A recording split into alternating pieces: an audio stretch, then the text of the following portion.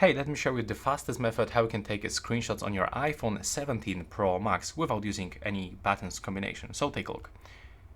Screen.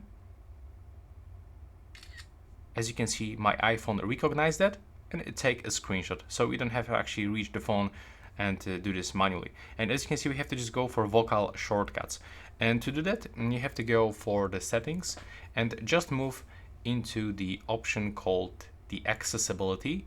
Now we have to scroll down and just go into that vocal shortcuts.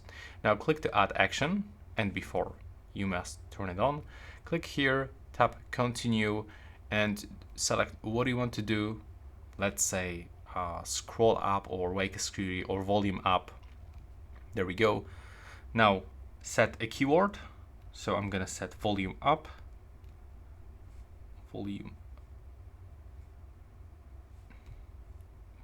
up, click here, and now we have to repeat that phrase 3 times, so your iPhone will recognize this one. And that's pretty much it for this video.